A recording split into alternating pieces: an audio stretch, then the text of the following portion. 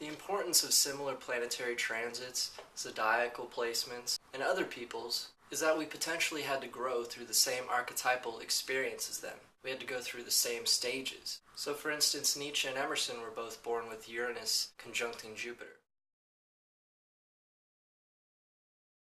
So they will have these same squares and sextiles and trines as each other with those two placements. I, for instance, have my moon in Cancer and my Neptune in Capricorn. They're opposing each other, since the planets are in opposite signs. And the only other historical figures out of 30 that I've looked up that have the same alignment is Daniel Pinchbeck and Jose Arguelles, my two favorite prophets concerning 2012. And the reading says that we overthink things and we have to take a leap of faith. And this is because our subconscious instincts, the moon, is opposing our ideal spirituality, Neptune. It's almost like our comfort zones have to be tested by our spirituality. So since Daniel's moon is in Taurus and his Neptune's in Scorpio, that means they're opposing each other.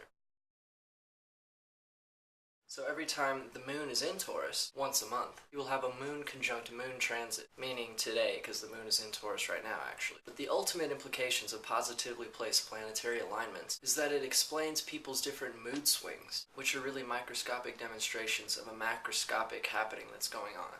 Another example is that since Ralph Waldo Emerson and Tupac both have Sun in Gemini and Mercury in Gemini, and Uranus in Libra, they also went through a lot of similar planetary transits. They're also both the year of the boar, which is the best leader. The beauty of having the same archetypes as great historical figures is to see if you can train yourself to test its potential that they might have missed out on.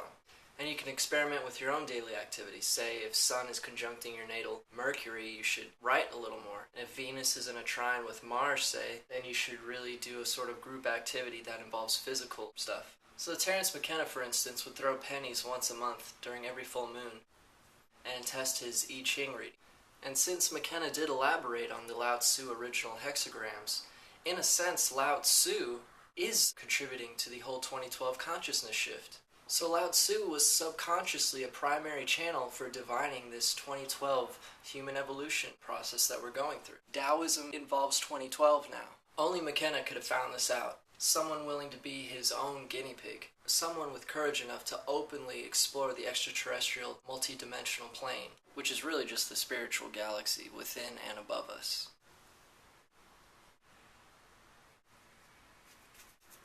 So for instance, since Nietzsche's Uranus was after Neptune, that means he will never have a Uranus conjunct Neptune transit, like I did when I was like 4 or 5 years old. So I mean, historical figures aren't supposed to go through some stages and some are. God putting us here during certain alignments implies that he's giving us the chance to see the widest possible potential for that alignment. Jose Arguelles and Nietzsche, for instance, both have their sun exactly opposing Pluto. So that means that it's a real search for the self, and this is the ego and this is the dark side. We gotta really even out our subconscious with our id, ego, whatever. Also, Nietzsche and I both had Jupiter in Pisces. Every time the moon was in Pisces, that means he was having a moon conjunct Jupiter transit, just like me. Anytime any planet is in Pisces, we have a whatever planet conjunct Jupiter transit. Like, that's the brilliance of it. What I want to mainly imply is that each of us are giving very specific placements. It's not like, oh, every Libra is the same. No.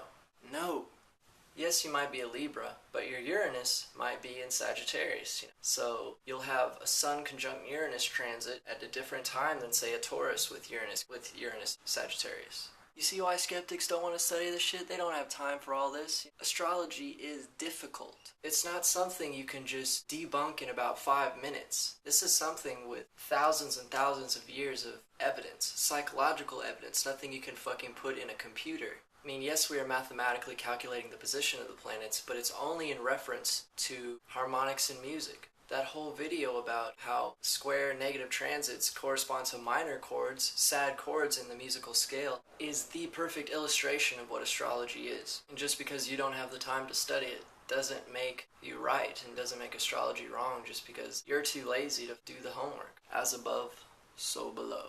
Meaning you are so below where you should be if you ain't studying the above.